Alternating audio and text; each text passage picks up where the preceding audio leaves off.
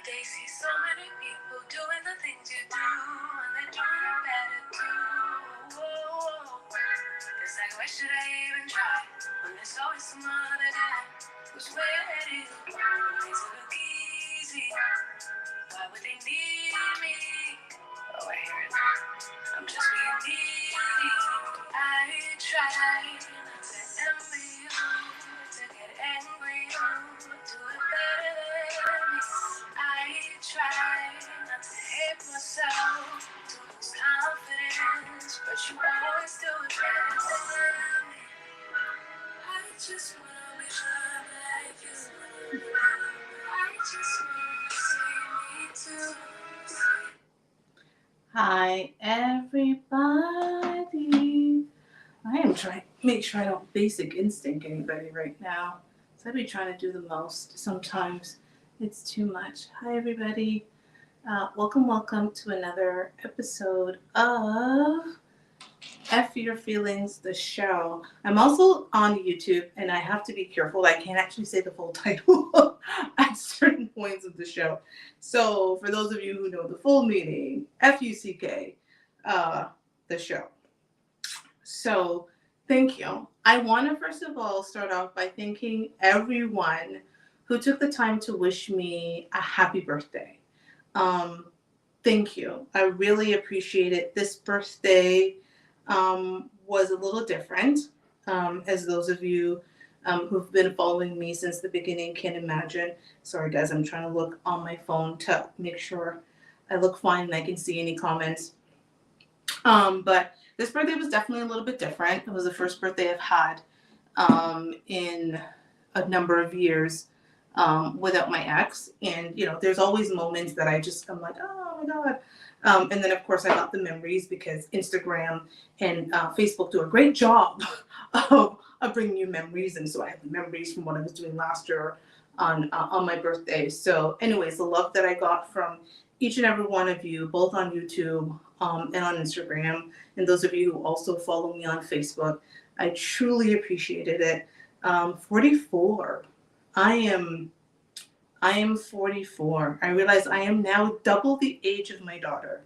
So my daughter's 22 and I am 44. And it's such an interesting time in my life because I know that I am clearly closer to the other side of it all than the beginning stages.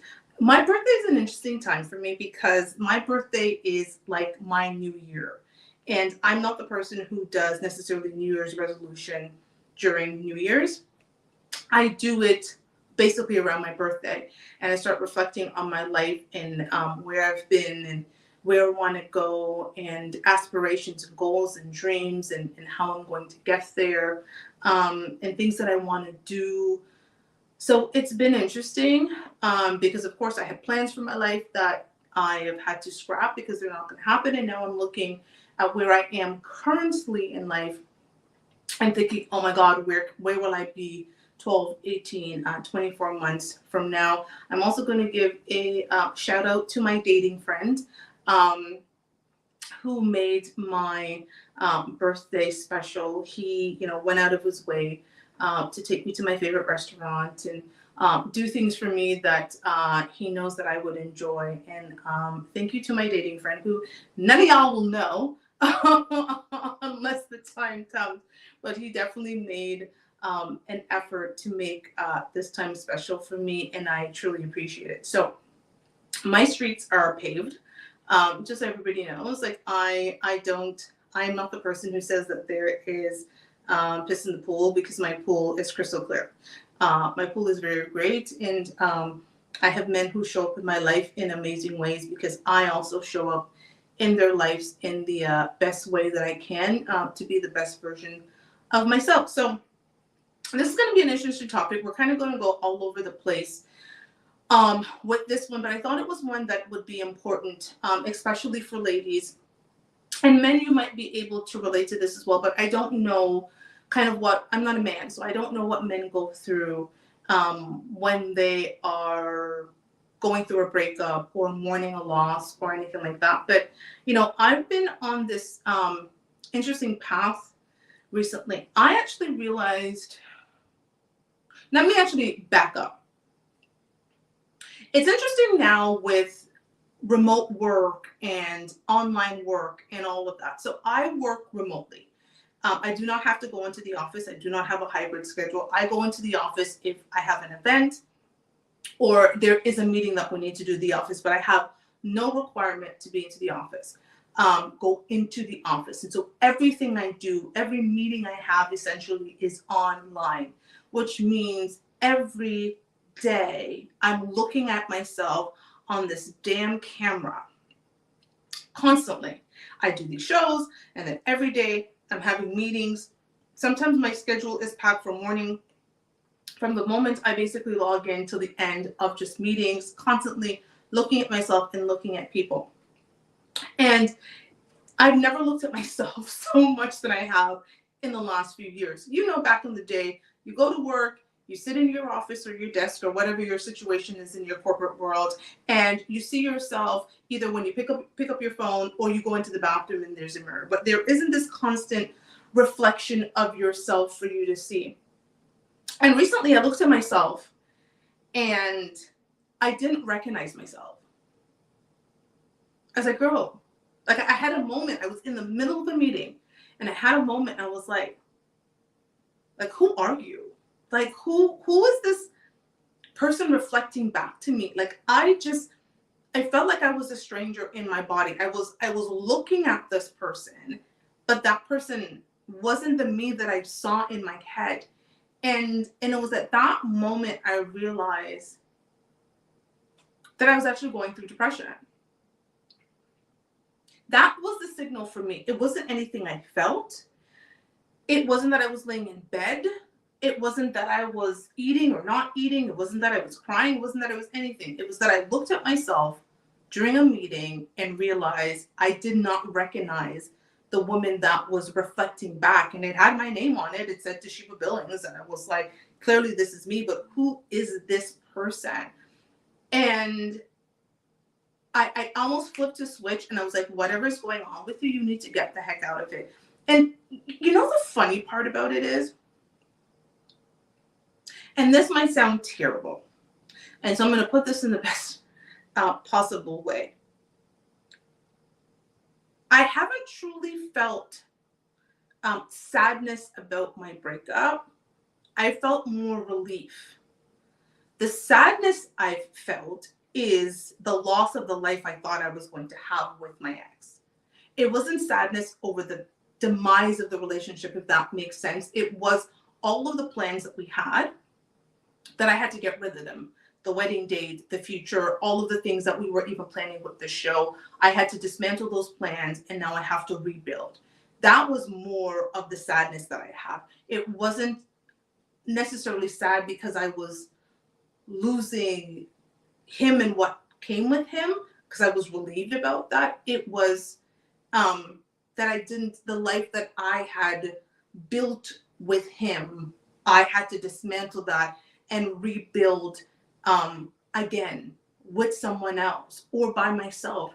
God forbid that is not in the cards for me. And I think during that process, as I was so busy rebuilding, I left myself by the wayside. And it wasn't until that moment that I looked at myself and was like, girl, as you can see, I have new hair. I have my nails done for my birthday. Thank you, dating friend, who made sure that I was, again, taken care of on my birthday.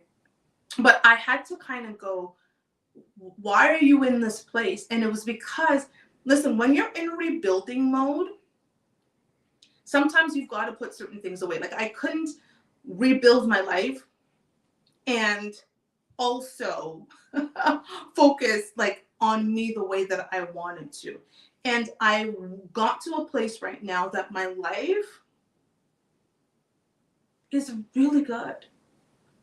Like, guys, let me tell you, I was at an award ceremony today for a partner of my company. So in my day job, I manage the partnerships department of a media company here in Canada. It's actually the largest nonprofit media arts company in Canada. So I manage their partnership departments. And of course, when you're doing that, you get a bunch of perks, and I really enjoy the perks. And one of the perks is that I get to go to galas at night, during the day, whatever, and get to be around some really influential people. And I was sitting in a room with, 500 plus, influential, men and women in different parts, as 6 of these women were being honored. And I just had a moment where I was like, okay, your life is good.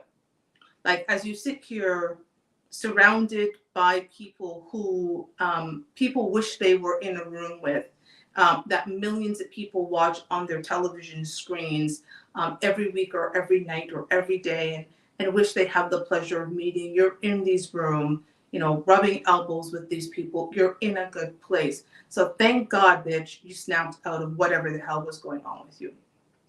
Because I knew that I could only get so far in this state that I was in. And so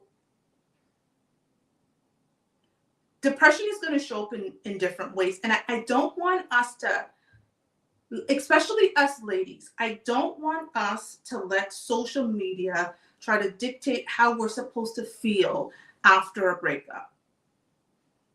Because social media will tell you you're supposed to go on there and pretend life is good. You're supposed to do the revenge body. You're supposed to post all these things about how amazing and great your life is. You're supposed to be just doing all of these things, but dealing with what's going on with you.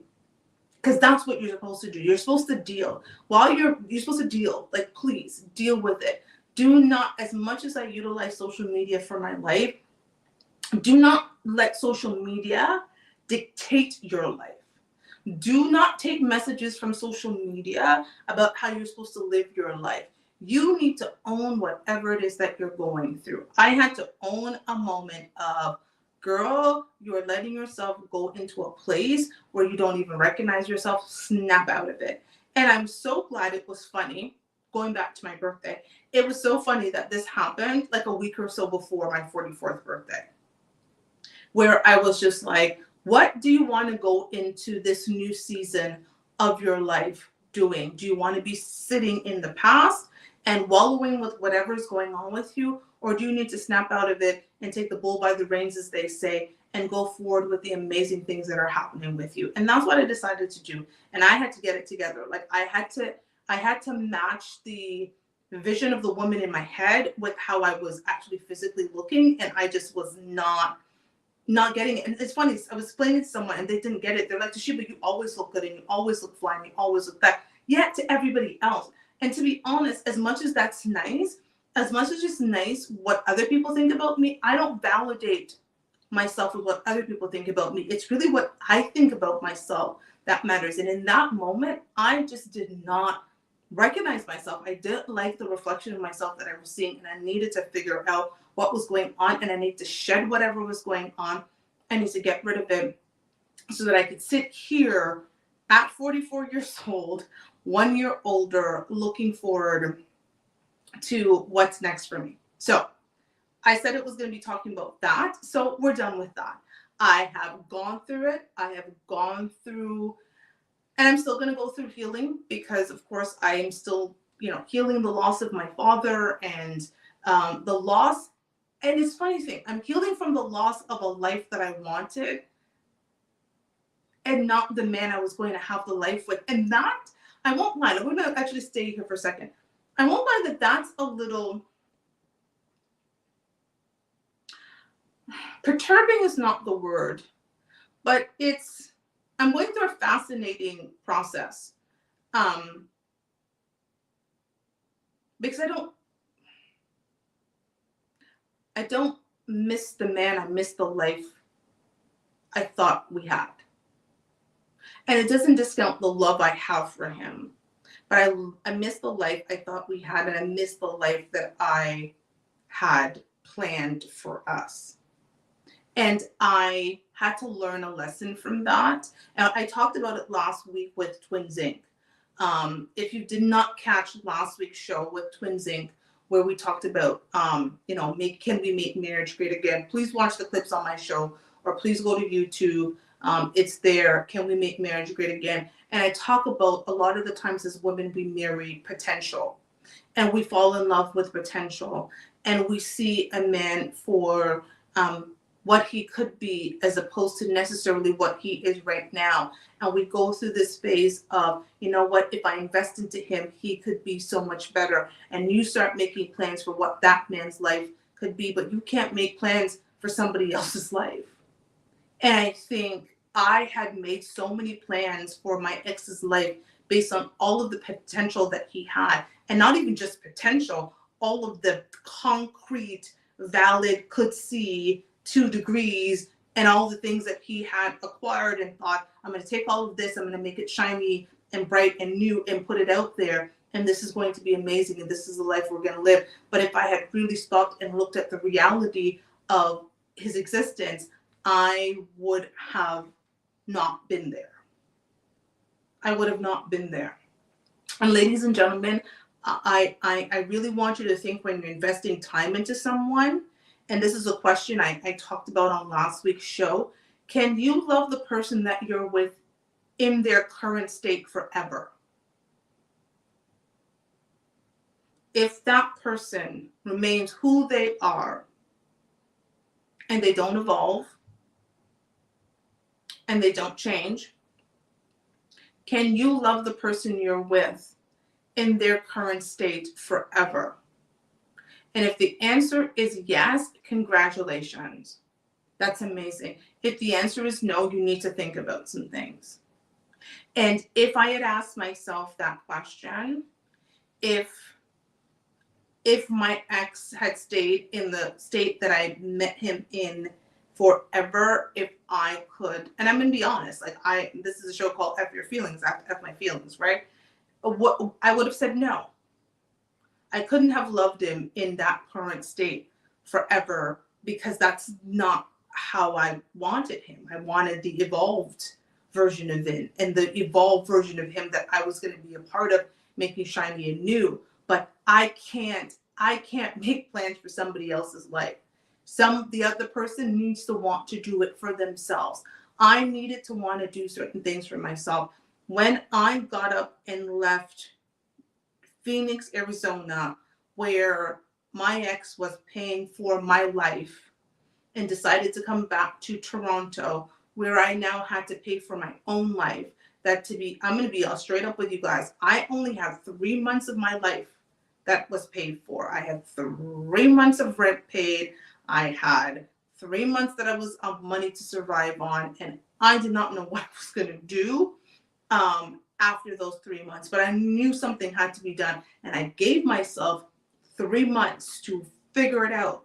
Girl, you're either going to build this business and expand your consulting, or you got to get a full-time job, or you're going to do both. What are you going to do with the show? What are you going to do with your book? How's this going to work? You have a child depending on you.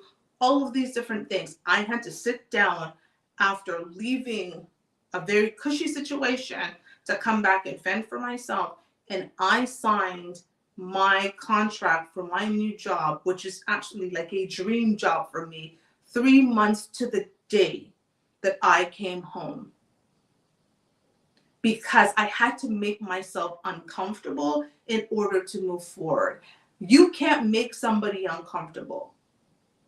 They have to feel that uncomfortability within themselves. And I couldn't make my ex take steps that he didn't want to take.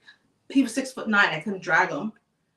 And so if I am honest, I was grieving the loss of the life that I wanted with him and not grieving the man that I lost. Because the man that I lost came with a lot of untidiness and chaos and all of that. And it doesn't make him a bad man. I will love that man forever. He has forever changed my life. And I always say the next man that comes into my life is going to be loved better because of the love that I got to experience with that man. But if I'm honest, I wouldn't have accepted him in his current state forever. And that's what I want for us. I want us to not, this is one thing that Rob and I talk about all the time. making permanent decisions on temporary feelings. I want to keep revisiting this back. I haven't revisited this in a long time. We need to stop making permanent decisions on temporary feelings. We're never going to change our life if we make knee-jerk decisions that could impact our life forever.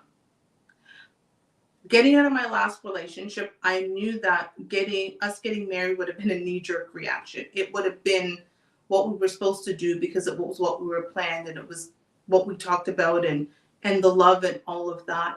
Stepping back from it, when we stepped back from it, I thought to myself, this won't last forever, because I actually can't deal with the chaos that you have become accustomed to living with, and you seem to have an issue with the peace and the structure that I have over here. And as much as you desire peace, you've operated in chaos for so long that you think that that's peace. And this permanent decision that we're going to be making, we can't, because we were not going to be able to get out of it. Because I keep saying I was not having a second divorce. If after you've gone through one divorce, I don't know how women do it and have second, third, and fourth, and God bless them. I didn't want to do the first one, and I damn well wasn't going to a marriage and do a second one. And so I really want us to really be thoughtful, especially at our big age, right? You guys are not an audience of 20-something-year-olds. My daughter gets at 22 to go out and explore, and I've told her, this is your time. Go out and try a little bit of everything, and if you don't like it, you stop it, and you try this again, and then you combine it. She gets a couple of years to be able to do that. I've given her till about 25. Try this job, you don't like it. Figure this out, you don't like it, move on. Try this. By the time you're 25, you better have something, whether you're going to go get a post-grad, whether you're going to start a business, but you got a couple of years to do that. At our big age, in our late 30s, 40s, and 50s, some of you're at, we don't get to do that. So we need to be clear when we are getting into situations that we are fucking our feelings.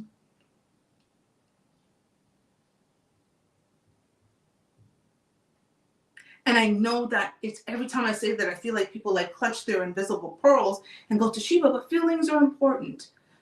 Yes, but they should not dictate decisions that you're making. Logic should dictate decisions that you make. I now have to go into a space where I have to step back and I have to be logical about the life that I want. I have to be, as I think about the things that I want to do in my 44th year and my 45th year, and I'll talk about some of the things that I want to do in my 44th year. I need to make a list. I did not do that because it's just been such a busy time for me. But I'm literally going to make a list of maybe 44 things I want to do for 44. I think that's what I'll do. I am going to make a list of 44 things that I'm going to do at 44. And I'm going to share the list with you guys on the next show.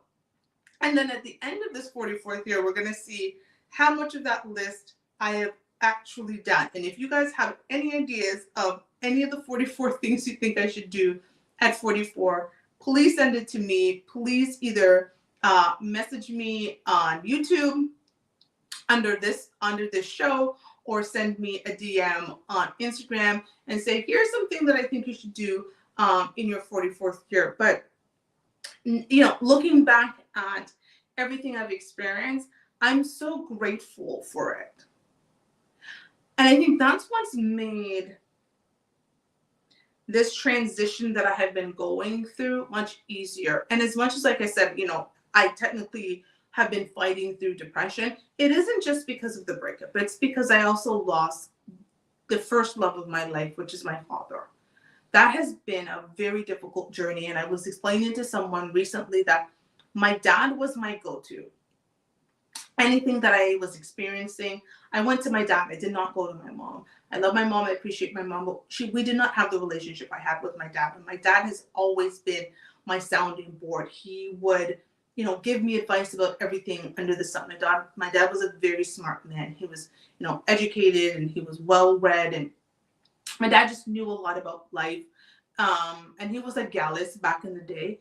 For the non-Jamaicans, that means he was a bit of a player. Hello, I was born out of an affair.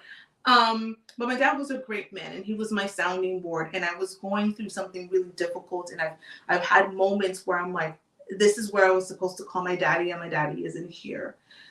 And so as I'm navigating all of that, I went through the breakup, I went through the move, I transitioned into a new job. I, had to focus on building this platform and another platform. I'm working on my new book. It's just been, I'm living in a space that I've never lived in an area that I'm, not in. Guys, this is the first time I haven't had a car since I was 20 years old. It's actually fine because I'm very close to public transit. It's a great public transit in Toronto, and I work from home, so I barely really leave the house to go out every day. But that was also a thing, like, girl, like, you had a car since you were 20, and now 21, technically 21, right before I had my daughter at 21. I got the car in August. She was born in September because I refused to put my child on the bus. That's actually how I got a car. And you know who helped me get that car? My daddy. My daddy did. And so here I am without my daddy.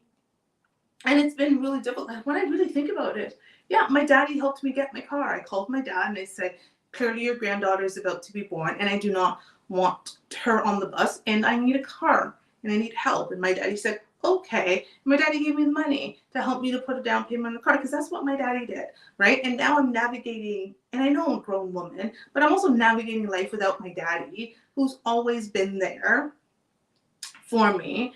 And it hasn't been easy. And so now I'm like navigating all of this stuff and going through a breakup, and it was a lot. But what I do know is I don't regret any of the experiences that I've had, right? I do not, because I have learned so much, and that's what I want people to get out of their relationship. I want to hear less, ladies, of this toxic word. Please, when people ask you why your relationship broke up, please, for the love of God, please stop saying that because it was toxic. Because I need you to understand something, and I think I've said this before, and I've said it on last week's show, and I'm probably going to say it on the show after this. Nothing grows in toxicity. Nothing grows in a toxic wasteland. And so therefore, if you were actually in a toxic relationship, nothing would have been able to grow. Nothing grows in toxic soil. You can't grow love in toxicity. You damn well can't have 2, 3, 4 babies with toxic men. You can't build a life on toxicity. You can't build a foundation. So the reality, if they were toxic, it means that you were toxic as well. Because healed women don't get with toxic men. Healed men don't get with toxic women. It just doesn't happen. And if for some reason it does happen, it doesn't last. You don't grow things in it. You're not going to build a life and grow things because the foundation is basically building on quicksand. Because toxicity is like quicksand. Nothing will build from it. So please, when you are thinking about why things didn't work out in your last situation, I really want you to take accountability. I know it's a dirty word among women these days, accountability. But take accountability. I've had to take accountability for every decision I've made that got me to the point that on June 30th, I had to walk away from a planned life and a planned marriage with a man that I loved more than anything in this world. I had to take accountability for why we got there. And why here I was again having to start over when I thought this was the last time I needed to start over. That I had to take accountability for that. Me. The common denominator in every failed relationship, ladies and gentlemen, is yourself. It isn't the other person. So this toxic word, Black women, and there may be some white women watching me too, But Black women, because I speak to Black women, because my experience as a Black woman, please take that toxicity word out of your vocabulary when you're referring to your ex. Because if you stayed with a toxic man for 3 years, 5 years, and had kids with him, it also means that you are toxic. You are unhealed. And you need to get healing before you go and bring your unhealed, toxic version of yourself to someone else. That is what I needed to figure out for myself with respect to, why are you here? ... again. This is my second engagement to break up. Why are you here? ... again, girl. Let's dig into that. Let's figure that out. What are you going to do that's going to be different? If you go back to the beginning of the situation, what did you do? What were the things that you moved forward with that you knew you should have stopped? Instead of going, you should have had a red light, like, and I think back and I know exactly what it was. And my friends knew what it was. And my brother knew what it was. And I remember when I told my brother about my ex and I told him that he had 4 kids by 2 different women, he's like, are you effing crazy? Girl, like, what is wrong with you? And I told him the kids' his age. He was like, you don't want kids. You barely like kids, and you're going to be with a man with 4 young kids? But he's so smart, and he's so charming, and he's well-versed, and he's all of this, but he's like, well, he still got 4 kids by 2 women. And I ignored all of that, knowing that I had made it clear to myself I did not want a man with young kids, and I certainly didn't want a man who had multiple children with multiple women. And then the age of the kids was like, there was just a lot that just was like, but I kept going. That is on me, because that man told me about his kids, and he told me about the problematic woman in his life, and I thought, keep going, girl. You keep going. That's fine. It's going to be fine. And did it help that he was tall and handsome? Absolutely. Absolutely. It helped. It will 100% help. No, girl, you found this man. He is the man of many women's dream. We can just ignore the 4 kids and the 2 baby mamas. Yeah, they're problematic. Oh, girl, no, that's going to be fun. No, you're peaceful. This won't bother you. It's going to be okay, girl, because look at this man, because he's fun and he's well-spoken and he makes you pitter-patter and all of that stuff. Well, that ended up being our demise. The 4 kids and the 2 problematic baby mamas, where I should have said a stop. It took me 2 years, 8 months, and 2 days of my life, when I should have, at the beginning, been like, as great as that seems, I know that this doesn't work for my life. And that's not on him. That's not toxic. That's not anything. That's just a woman who was making a permanent decision on a temporary feeling that I could get over something that was permanent. The women are going to be there forever. The kids are going to be there forever. It doesn't matter when they grow up. We only get rid of these kids when we die. My daughter's going to mommy the hell out of me until I pass. That is when mommy stops. I daddy the hell out of my daddy. Daddy. Until he died. My dad, the way I used to call my daddy's name, I swear there was times he was like, oh my God, child. And he had 7 of us. 7 girls at that. You know, he sinned in his past life, boy, to get 7 girls. Like, seriously. I'm sort of like, I was like, Daddy, what did you do in a past life? Because, you know, with 7 girls out there really trying hard for a boy, and got 7 girls. And then a woman who just daddied the hell out of him. But like, this was me. And so as we move forward in our big age, especially ladies, like, let's please we'll start thinking about some of the decisions that we are making. Like, I told a guy recently who wanted to pursue me that he was wasting his time. He was like, I'd like to take you out. I was like, you know what? I think that's sweet, but, you know, you're going to be wasting your time. And this is why. And no disrespect to you, but I just do not want you to waste your time or your resources on me, because I just don't see how we could possibly work. And I was honest. I wasn't rude about it, but what I wasn't going to do is waste a man's time. And somebody told me about foodie dates. I guess that's where you go on dates with men you don't like just so they can feed you. I was like, I know how to cook. I'm fine. Right? Like, I'm very honest. I'm not going to be in a space where I waste my time or someone else's, knowing that it's just not going to happen. It's not, there's no vibe, there's no feeling, there's no nothing. And yes, things can grow and all of that can happen, but let's be realistic. That often doesn't happen, right? Like, we all know that the person that we are physically, there has to be some level of physical attraction. And I'm not saying that they have to be my ex and 6'9" and all of the chiseled features and all that stuff. It doesn't have to be that, but there has to be something that makes me go, I can stand being with this person in this state potentially forever. And if I can't feel that feeling, and I'm just like, oh no, there is no amount of money, no amount of gifts, no amount of whatever that's going to convince me otherwise, because I only have so much time left on this earth. And what I will not do is waste my time. And that's one thing I said to myself is, if I'm going to invest time, I'd rather take the time that I'm investing in potentially things that may not work into things that will. I have been able to do so many amazing things in the last few months, and I am grateful to each and every one of you who supported me in doing these things.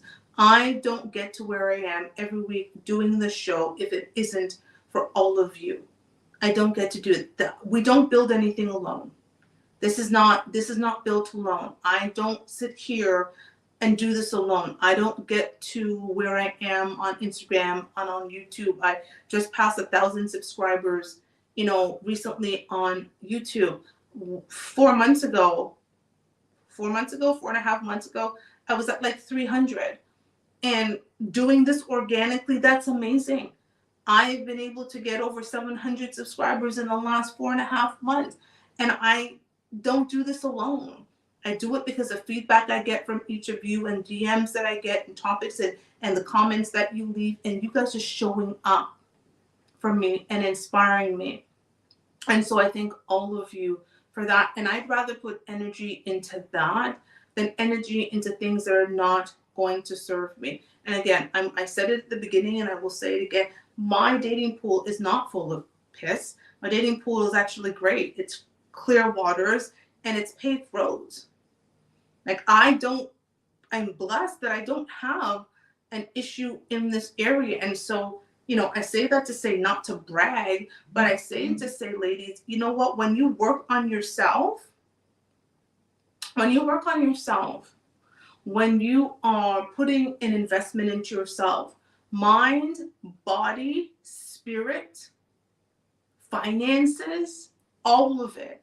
When you work on yourself and you're the best version of yourself, you will attract the men that you want. I truly 100% believe that. You can't show up as the worst version of yourself and expect the best from a man. That's nonsensical. I knew that over the last few months, even though I was working on rebuilding the building blocks of my life, and again, I am so very blessed that I have acquired the things that I've acquired in the length of time that I've been able to acquire them. Everything I look at in this house, except for like one thing that I'm looking at right now, which is the light that's shining in my face, I've had to buy brand new. Or I've been blessed to have my friends buy it from me brand new and gift me with things when I got back home. But I've had to rebuild everything in my life. And I'm so blessed and I am so fortunate that I have had the ability to do that and the support from other people. But while I was also doing that, I was also not the best version of myself physically, or sometimes even mentally. And I had to get there because I knew only by getting there would I attract the version of the men that I want. And so I encourage you ladies, Kendra talks about it on her show about single season. I truly believe in single season. I truly believe, again, social media will tell you very differently, right? Social media will make you believe that you can break up with somebody and be with somebody else a month later that's so much better than your ex and living this life. That's bullshit. It's fake. A lot of you are looking at people's fake reality. Okay? It's made up. That's not real life. That truly doesn't happen. And if it does, it happens to a very small percentage. And the problem is we're taking a very small percentage of women who live a certain life and thinking that I can live that too. You're not that person. Yeah, we can all think that we can be Beyonce, but do you have Beyonce's work ethic? Do you have Beyonce's talent? Do you have Beyonce's hustle? Yeah, you think you could be Beyonce, but you ain't got any of the quality of Beyonce. I'm not even talking about her looks. You don't have the characteristics to be a Beyonce. You don't have the characteristics to be Oprah, but we think a snip and be like, I can do that too. Well, go work and do that. If you want a man of a certain value, become a woman of value. If you want somebody who is invested into themselves, invest into yourself. And also put yourself in a situation where you're going to meet those men. So this is turning into a whole different other show. I told you it was some other shit, right? Ladies, your husband's not in the club, right? He's generally not going to be a club. And yes, and you could say, but my girlfriend met her husband. And yes, again, possibility and probability. If you want a certain man, you need to be in the spaces where those men are so that they can find you. And you need to show up as the type of woman that they want to find. Show up as the type of woman that they want to have in their life. That's what you need to do. Like, this dating thing is not as hard as we make it. Trust me, there are a lot of great men out there. I know a ton of them. I know a ton of them who are actually looking for wives that make good money, who speak well, who dress well, who are all of these things that women who've got great characteristics, who are honorable men, who are men of value, who are spiritual men, who are praying men, who are family men, who are all of these amazing characteristics and quality. They're men of integrity. They are hardworking and determined, and they bring peace to your life, and they're all about protection and provision. I know a ton of those men. But the thing about those men is men don't work hard to become a man of value to then bring a woman to his life that's going to devalue him. That would make no sense. Again, it's nonsensical.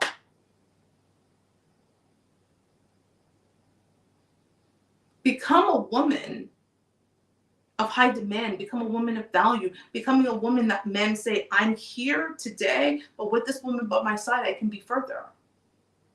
Don't come in. If you come in with an attitude that men ain't ish and men are that, and you're holding on to your past, that's the one thing that I have been grateful for is I'm not holding on to my past. I've had to dismantle my past. And that's the part that's actually been hard for me, was the dismantling of it. I wasn't holding on to it. I had to be like, oops, this is done. We got to break this apart, as hard as that was, because you need to rebuild. You got to start from scratch. You can't hold on to that. This is done. It's gone. Poof, be gone.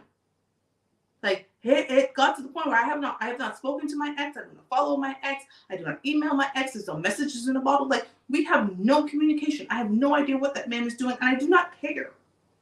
And that's not even in a disrespectful way. But what he's doing in his life does not impact me. I don't stalk him. I don't have another page to do it. I don't tell my friends to go and put on his page. I don't do any of that. Because his actions have no impact on me today. Because I'm working on me to get me to where I need to be to attract the type of man that I said that I want, because I am the woman that they say that they want. And a lot of us are so holding on to this past that we're never going to get anywhere. So ladies, if you're still stalking your ex's Instagram, stop it. Block him. Do not create new pages. Do not send your friends to go find out what they're doing. Don't do all of that. Work on you. The best investment you can do for yourself is to work on yourself. That is what I do each and every day. Whether it's working out, meditating, drinking water, learning something new, reading a new book.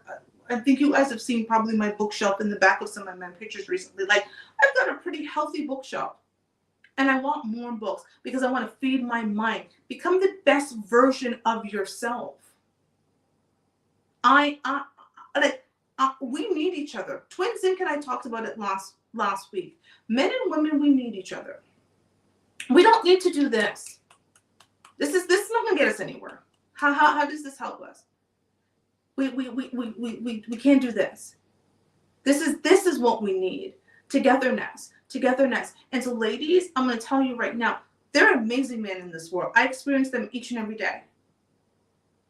Men who check in on you, men who care about what's going on with you, men who are willing to invest into you, men who care about your credit score and will do things to help you rebuild it if your credit score isn't great, men who are asking you about the plans that you have in your life and how they can contribute to it. Like, I know these men. I meet these men. I date these men. They're there.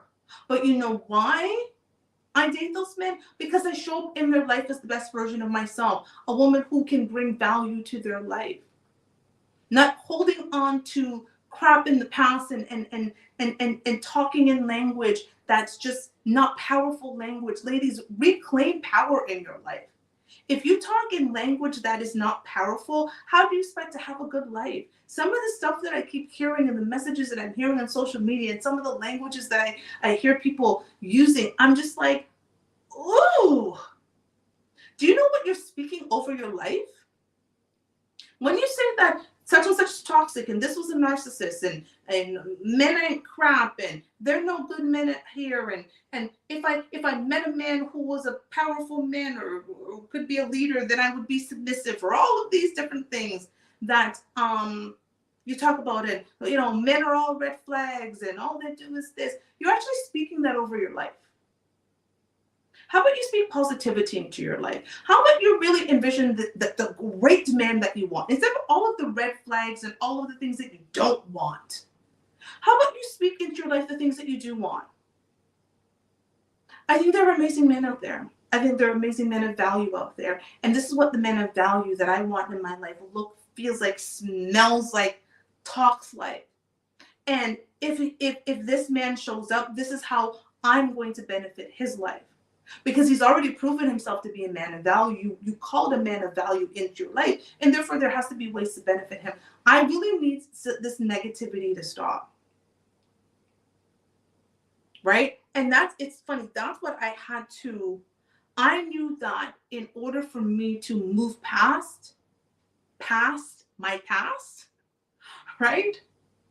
I had to leave any type of negative feeling I felt about whatever had happened in any of my past relationships with the past relationship. I don't get to bring it into anything new. The power of the tongue is such a crazy thing, ladies and gentlemen. It really is a powerful thing, the power of the tongue. Speak goodness over your life. Speak positivity over your life, because what you're thinking when you're talking about the people in your past, if you think you're talking about them, you're actually bringing that into your life. Because what kind of woman lays down every night with a man who was a toxic narcissist?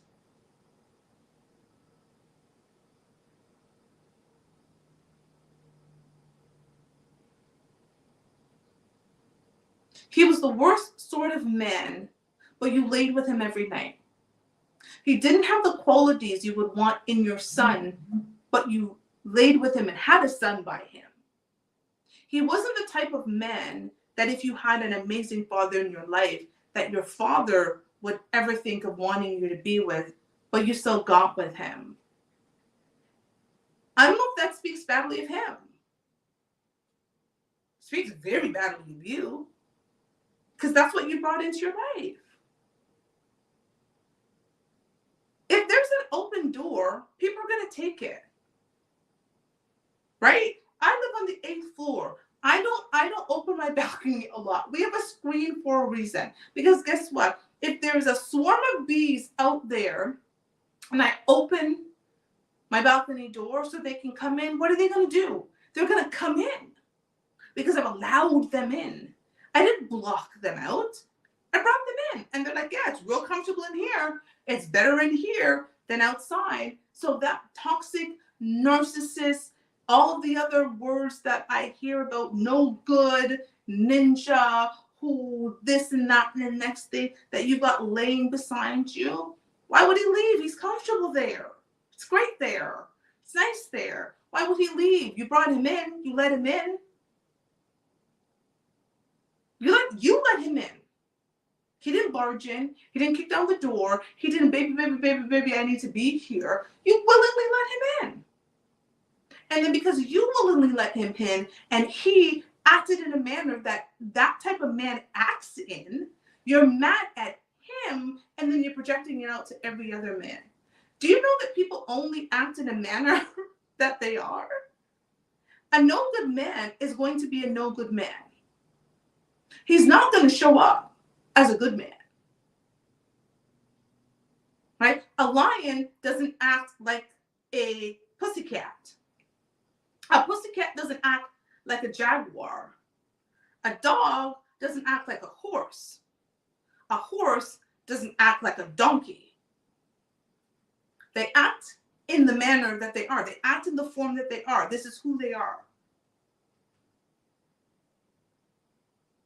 They don't do anything else. So when you are seeing that this person is exhibiting characteristics that are unbecoming and you keep them around, baby girl, I love you, but that's on you.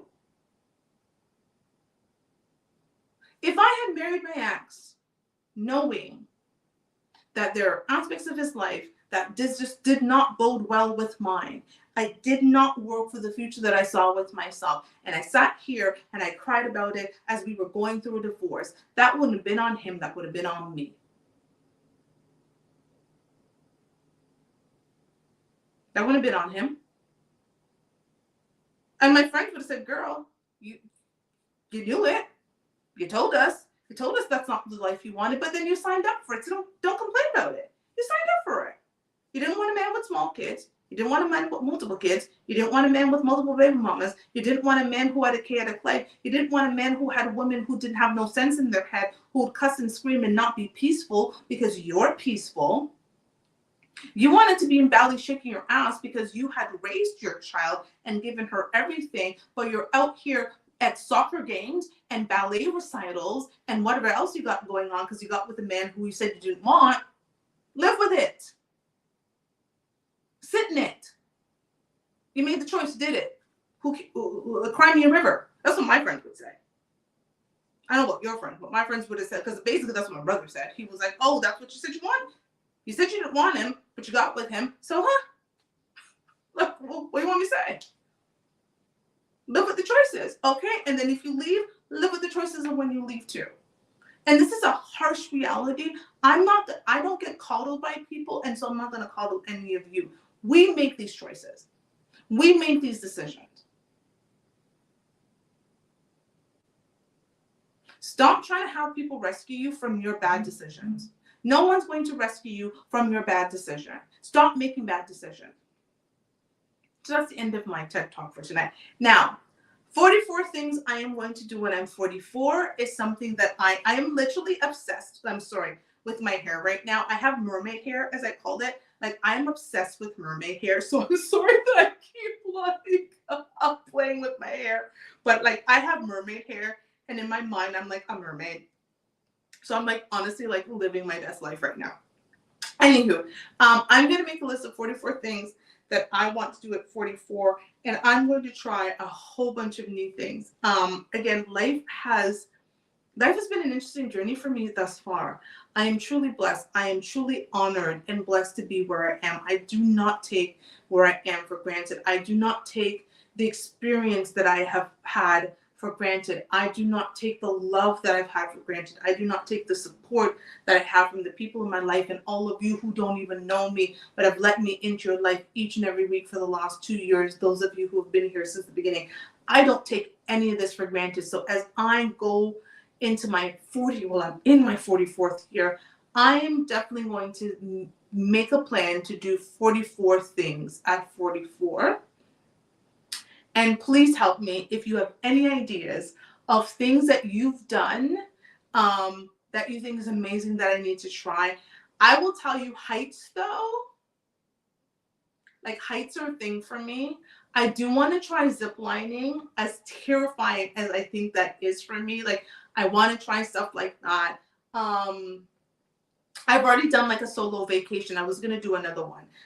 Best vacation I ever took was going to the Dominican by myself for like 4 days and 3 nights, and just being away and reading and just having some time for me. I was gonna take another one in a couple of weeks, but just work is too busy. I just don't have the time to do it, and I'm off during Christmas anyways. But if you've done anything that you think was interesting, like I don't know, even if it's the simplest thing, let me know, because I definitely am in a space where it's about loving the life that I'm living and not mourning the life that I lost.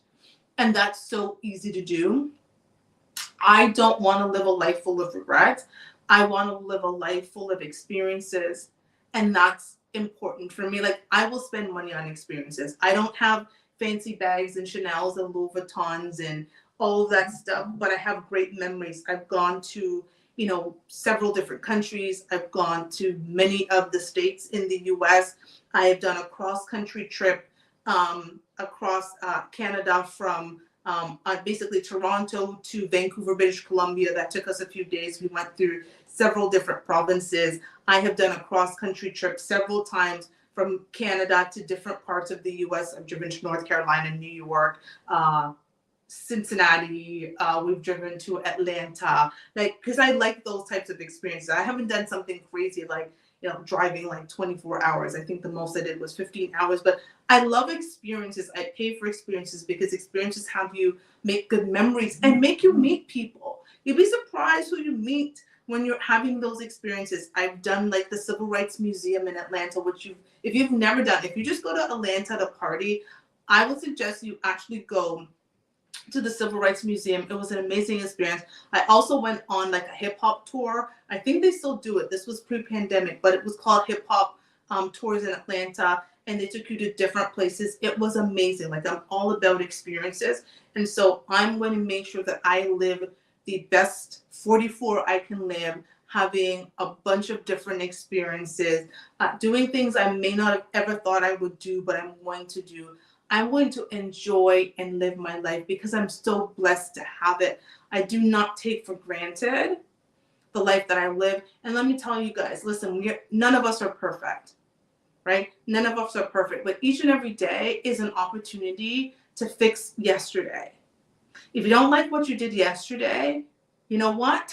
Today was a new opportunity. If you don't like what you did today, you have a chance to keep doing it again tomorrow. Figure it out. If you don't like the life that you're living, figure out the life that you want to live. I had to. Listen, leaving a man who paid for my life, and that was not easy to walk away from. I didn't worry about if I was going to have a roof over my head, if I was going to have food in my stomach, if the light was going to be on, if I could watch cable, if I could drive a car, if I could put gas in the car. I think I put gas in the car twice. I put gas in my car twice in 2 years. Twice. And it was because he forgot to put gas in it. I was like, oh, you forgot to put gas. He's like, babe, I didn't realize you were going to drive the car. Okay, great. I'll make sure next time. Like, walking away from that wasn't easy. It's hard. Still, sometimes I'm like, oh, girl. But I knew it was necessary because I had mapped out the life that I wanted, and unfortunately, that wasn't it. He wasn't for me. I wasn't for him. The life that we want was just not congruent. That shit is not easy. So figure out what you want, and don't blame other people. I can't blame him for the life that we lived. I walked into it. Don't blame other people for the life that you're living. Take accountability. I know, again, that A word. Take accountability for the life that you're living and make a plan for the life that you want and go out and grab it. There's amazing things happening out there. There are people doing amazing things. I get to see every day. I have friends who are experiencing amazing things in their personal and professional life. I am surrounded by people doing amazing things. Black people, Black women, Black men doing amazing things. If you don't like the situation you're in, change it. And it's not because, oh, Toshiba, your life is entitled or whatever. I am a little girl who grew up in a third world country. I left a third world country at 9 years old. Now, granted, my family in the third world country did very well, and so there's that. But I fought hard for the things that I want. And there were points in my life where I literally looked at myself and said, you're a university educated woman with not a pot to piss in. I've had points in my life where I've just been like, I look around, I'm like, with all of the work that you've done, with all of the accomplishments that you have, with all of the accolades that you have, you ain't got a pot to piss in. I've had those periods in my life. And when I saw that, I got my ass up and I worked. I don't have 9 books on the market by mistake. I didn't create 2 of these shows by mistake. I haven't created, I'm trying to create a media empire by mistake. I'm not mistakenly in the media industry as my day job. That's not my mistake. And it ain't by luck either. I prepared myself for the life that I wanted, and I went out and get it. So please, I love you all. I don't want to hear no excuses. I want to hear amazing things that all you're doing. I'm tired of excuses. I don't want to hear any more excuses about why you can't live the personal life that you want to live, why you can't live the professional life that you want to live. Oh, everybody's against you. Oh, this man did this to me. No, you did it to your damn self. Ain't no man doing to you what you don't allow that man to do to you. Ladies, hear me. Ain't no man doing to you that you do not allow him to do. Period, point blank. He can't be toxic around you if you don't let him into your life. He can't pump and dump in you and leave you with a baby that he didn't want if you did not bring him into your life. Stop it. Ain't nobody done anything to you that you didn't allow to happen. Ain't no man or woman done anything to me that I did not allow to happen. I did it. I let them in. All me. All me. So I love you.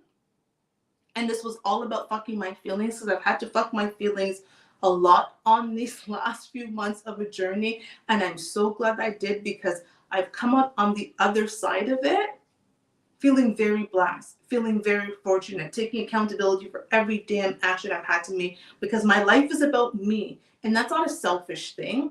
It's not selfish to say that your life is about you, because it is. Who else gets to write your script? I get to write the script. Toshiba Monique Billings. Y'all got my full damn name right now. Okay? I get to write the script of my life. And if I don't like the life that I'm living, I rewrite the script. I take that one, I say, don't really like that one. That's what I do with my books. I've written the book that I have coming out in the spring. I wrote it. I've actually wrote it twice. Well, 1.5 times. And I'm rewriting it again, because I'm like, that's not the script that I want. That's not the story I want to tell. So I'm going to have to retell the story.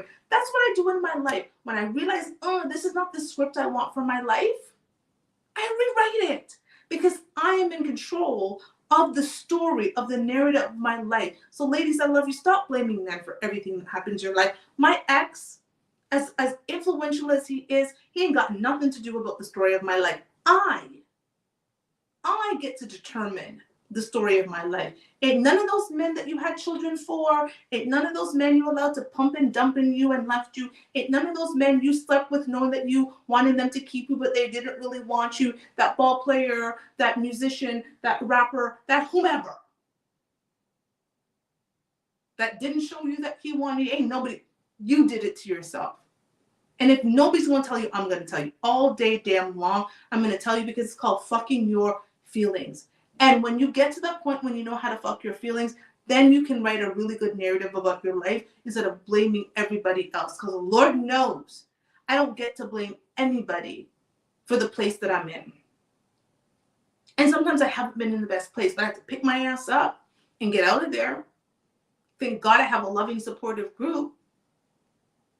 But it's still up to me. They still, even with their helping hand, they can't pull me out of crap. They can't help me make better decisions. They could have told me to come home when I was going through stuff, and they were like, they just said, I support you, girl, we got you. Because until my ass was ready to come home and leave my circumstance, there was nothing that anybody could do. You get to write your story. What kind of story do you want to write for yourself? What does this chapter look like in your life? Because the chapter of me, the chapter 44, girl,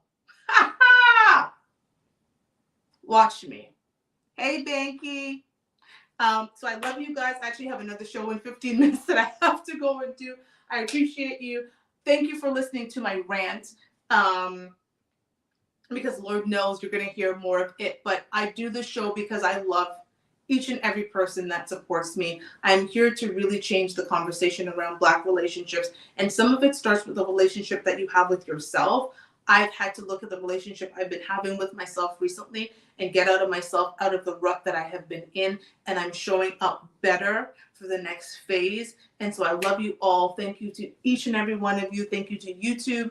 And thank you to Instagram for listening to me today on Fucking My Feelings and how to fight through depression after a breakup and some other itch. So I love you guys. I've got to go. Bye, YouTube. Bye, bye, bye, bye, bye. And Instagram, I got to get up and close you